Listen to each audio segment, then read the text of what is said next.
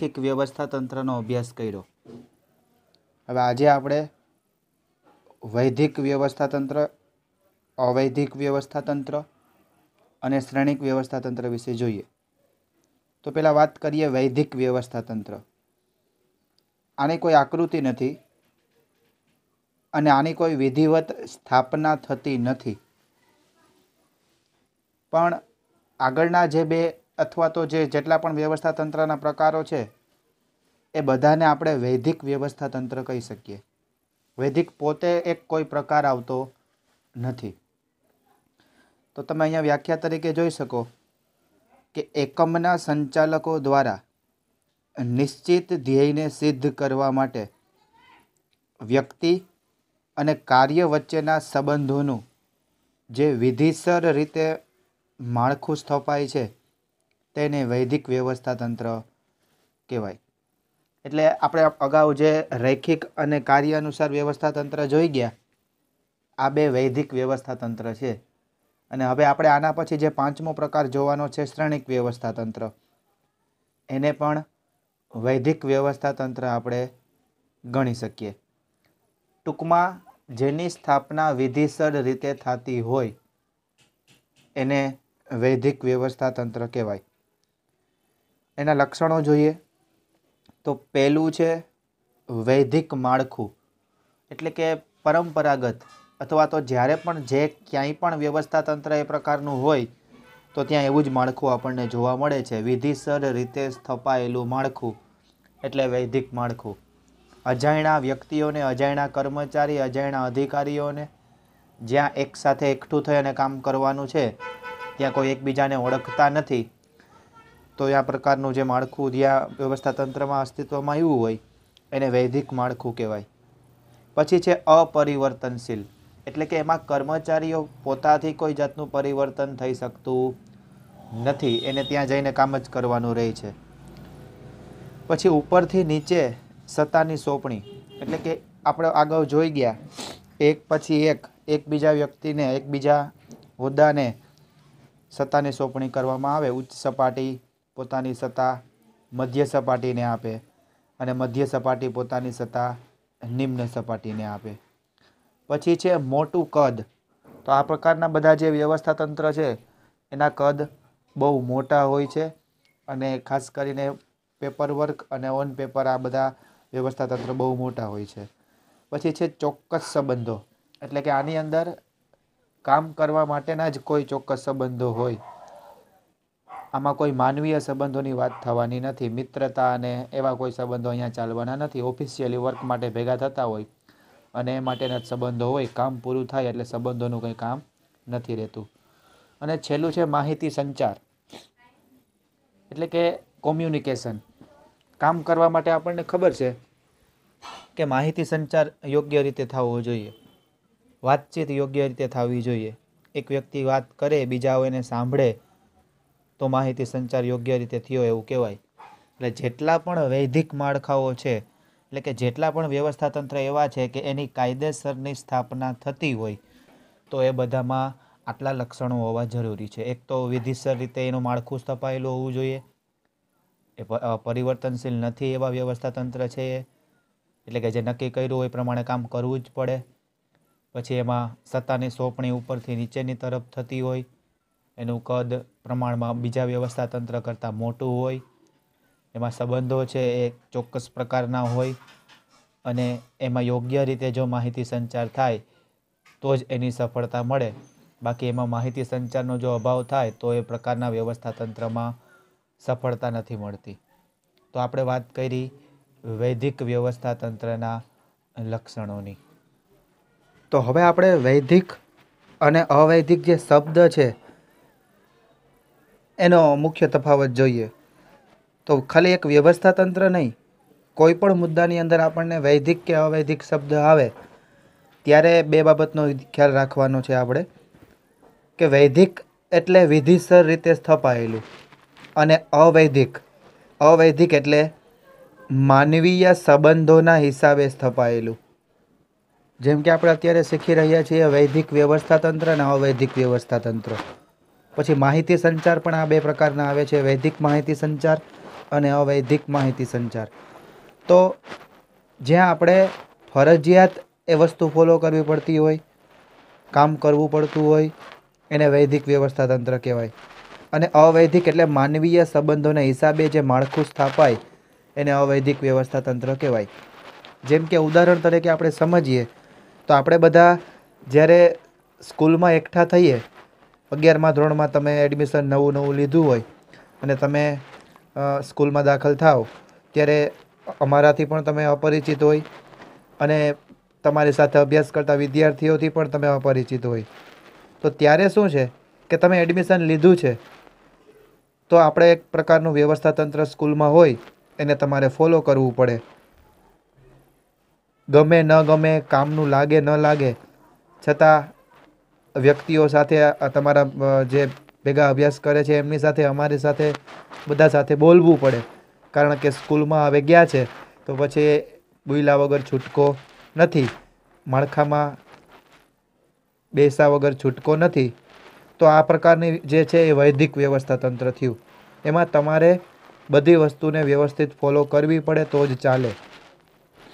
હવે અવૈધિક એટલે કે માનવીય સંબંધો.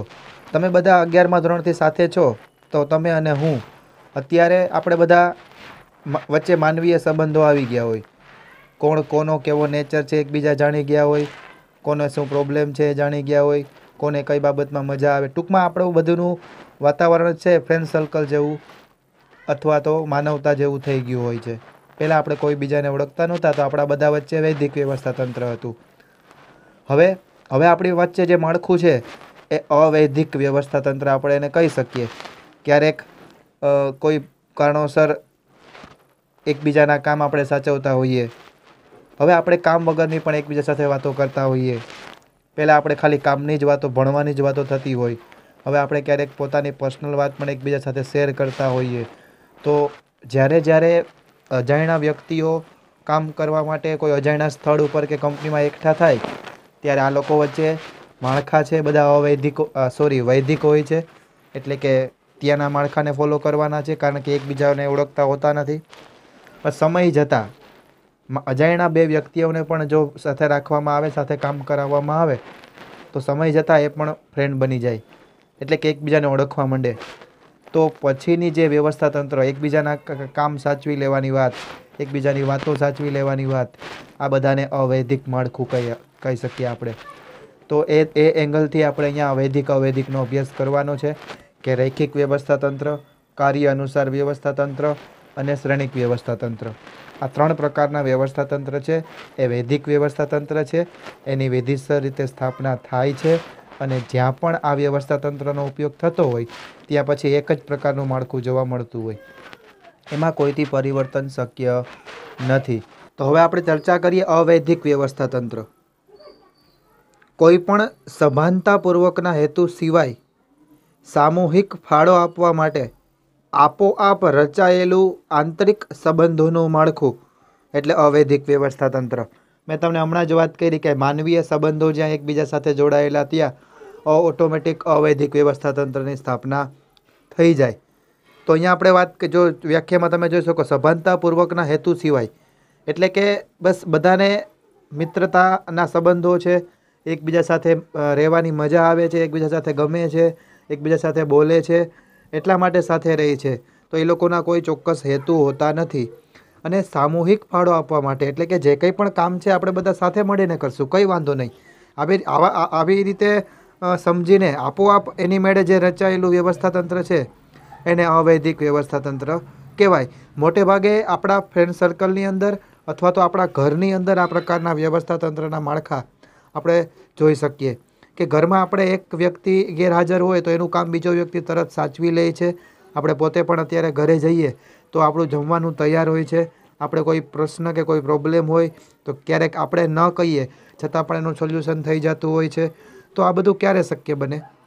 માનવીય સંબંધોને કારણે શક્ય બનવાનું છે. તો આ પ્રકારનું વ્યવસ્થા તંત્ર લાંબે ગાળે ક્યાંક ને ક્યાંક કંપનીમાં કે ધંધામાં પણ અસ્તિત્વમાં આવી જાય છે. કારણ કે વર્ષોથી એકબીજા સાથે કામ કરવાવાળા જે વ્યક્તિઓ છે એ એકબીજા સાથે વારંવાર જોડાયેલા રહી એકબીજાના આંતરિક સંબંધો એકબીજા વચ્ચે સ્થપાય એટલે ત્યાં અવૈધિકની રચના થઈ જતી હોય છે. પછી એના લક્ષણો જોઈએ તો એનું માળખું છે અવૈધિક હોય, એટલે કે એની વિધિસર રીતે સ્થાપના થતી નથી કે અહીંયા આ વ્યક્તિ જ બેસીને આટલું જ કામ કરશે એવું ક્યાંય અવૈધિકમાં ચોક્કસ હોતું નથી. બધા એકબીજાને કામ સાચવવા માટે અને કોણ કેટલું કામ કરી જાય છે કોઈ પ્રકારની ગણતરી કે કોઈ બીજી બાબતો એમાં આવતી નથી. એટલે એનું માળખું એ વિધિસર રીતે સ્થપાતું નથી, અવૈધિક માળખું હોય છે એનું. પછી માનવ વર્તણૂક પણ આધારિત, એટલે કે પૂરેપૂરા માનવના સ્વભાવ અને વર્તન ઉપર આધાર રાખે. જેને જે કામ નથી ગમતું એ માણસ એ કામ કરવાનો જ નથી. પણ જો વૈધિક સ્થાપના હોય તો કરવું પડે, કારણ કે ફરજમાં આવતું હોય. પણ અહીંયા અવૈધિકમાં એ કામ બીજા પાસે કરાવી લે તો ચાલે, કારણ કે એકબીજા સાથે સંબંધો છે અને એકબીજાને ઓળખતા હોય કે આ માણસને આ કામ ગમતું નથી. તો આખો આધાર છે કામનો એ માનવના વર્તણૂક કે માનવના વર્તન ઉપર રહેલો હોય છે. પછી પરિવર્તનશીલ, તમને ન ગમે તો હું કામ કરી નાખું, મને ન ગમે તો તમે કામ કરી નાખો, એટલે પરિવર્તનશીલ કામ છે. વ્યવસ્થા તંત્રની સ્થાપના પરિવર્તનશીલ છે. એમાં ફેરફાર સમય સંજોગો પ્રમાણે અને બધાને જો બધા એગ્રી થતા હોય તો થોડા ઘણા પરિવર્તનો શક્ય છે.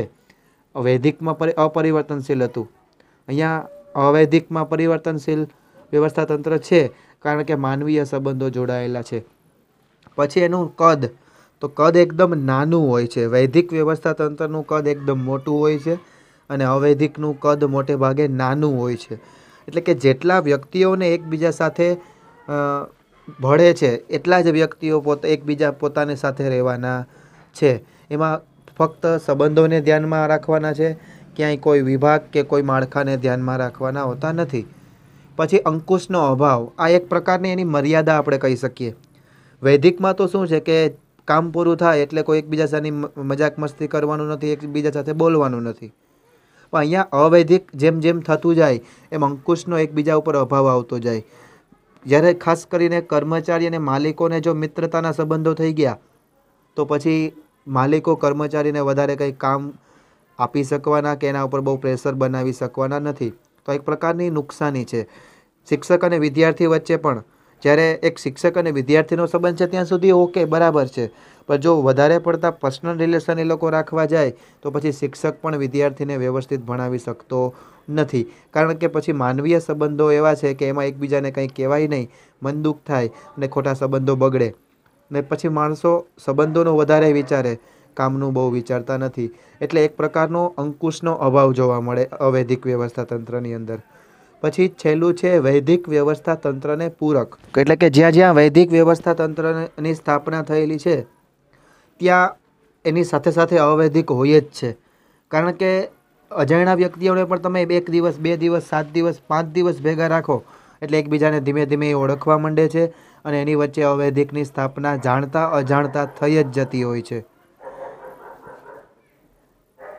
એટલે આ બે પ્રકારના જે વ્યવસ્થા તંત્ર છે એકબીજાને પૂરક છે.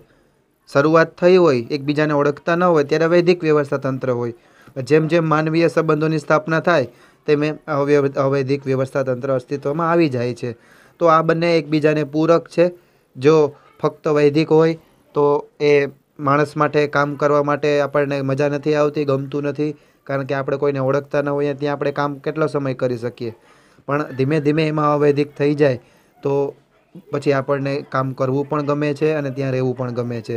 તો વૈદિક અને અવૈધિક બે વ્યવસ્થા તંત્ર છે એકબીજાના પૂરક છે. પછી આપણે વાત કરીએ આપણો વ્યવસ્થા તંત્રનો 5મો પ્રકાર, એટલે કે શ્રેણિક વ્યવસ્થા તંત્ર.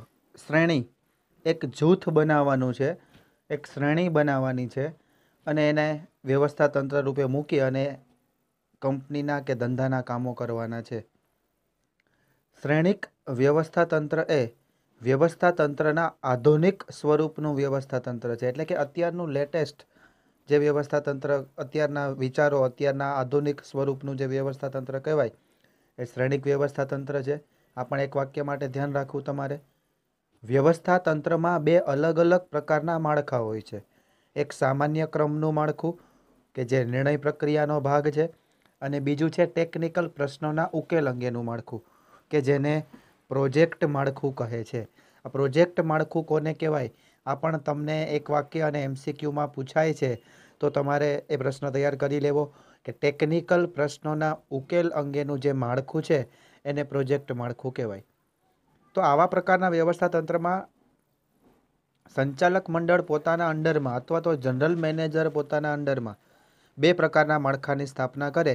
એક તો નિર્ણય લેવા માટેનું માળખું કે જેમાં મોટે ભાગે સંચાલકો અને સ્થાપકો હોય, અને બીજું છે ટેકનિકલ પ્રશ્નોના ઉકેલ માટેનું, એટલે કે કંપનીની અંદર કે ધંધાની અંદર જે કોઈ પણ પ્રશ્ન આવે અથવા તો જે કોઈ પણ કામ કરવાનું છે એ બધે અંગેના પ્રશ્નો છે આ માળખામાં ઉકેલવાના છે. આની અંદર નિષ્ણાંતો, એક્સપર્ટો અને મોટે ભાગના અધિકારીઓ અને કર્મચારીનો સમાવેશ થતો હોય છે.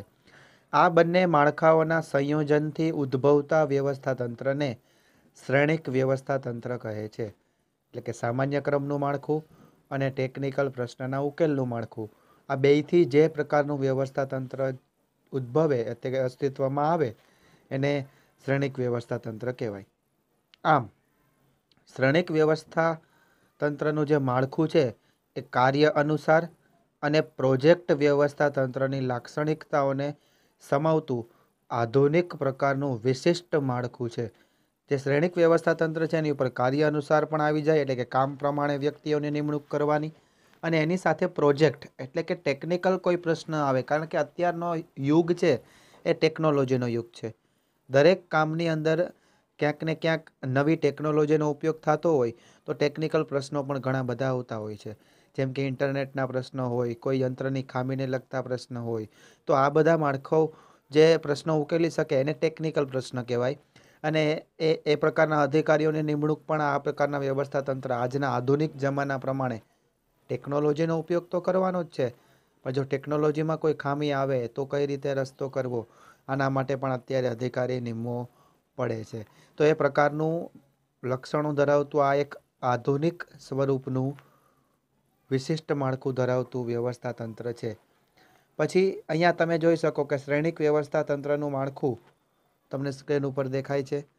જનરલ મેનેજર છે એ પોતાના અંડરમાં 3 પ્રકારના જે આ તો અત્યારે આપણે ઉદાહરણ તરીકે છે, બાકી જેટલા પણ પ્રોજેક્ટ અત્યારના જમાનામાં આપણે પ્રોજેક્ટ શબ્દથી જાણીતા છીએ કે ધંધાની અંદર આપણને ઓર્ડર મળે તો એને આપણે પ્રોજેક્ટ કહેવાય, અથવા તો કોઈ નવું કામ આપણે ચાલુ કરવું છે તો એને પ્રોજેક્ટ તરીકે ઓળખી શકીએ આપણે.